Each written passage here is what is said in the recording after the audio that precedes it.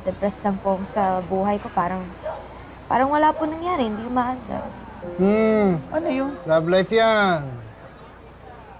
Nako, Mutia. Ano ba gusto mo? Haluin kita o sabihin ko totoo? Totoo po. Masakit po ba yun? Medyo. Pero hindi ako magsasalita hanggat hindi ka handa.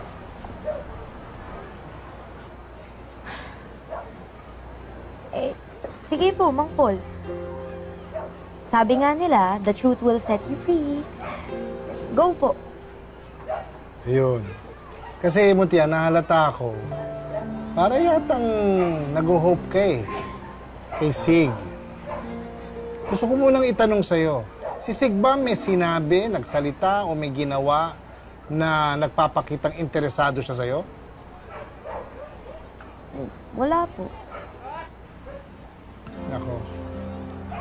Pag ganun kasi, Mutia, huwag kang umasa sa taong hindi nagpapaasa. Kung ako sa'yo, hanap ka na lang ng iba. Sino naman po? Si Dagul kaya? Ima, si Dagul. Oo. Parang kapatid na hutingin ko dun. Mabait na bata yun, ha?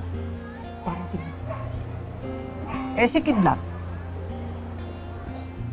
si Kidlat po. Bakit? Wala namang ibang ginawa yun kundi asarin ako. Oh, malay mo naman, yun ang love language niya. Naku, Mang Paul. Love language na parang di naman.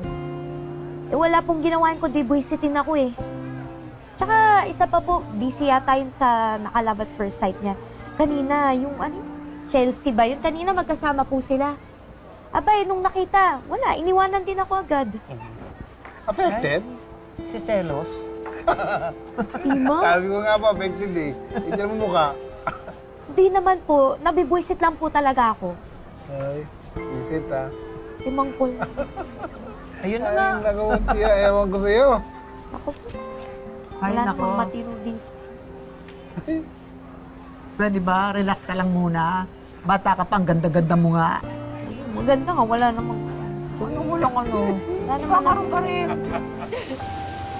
Yaya! Yaya!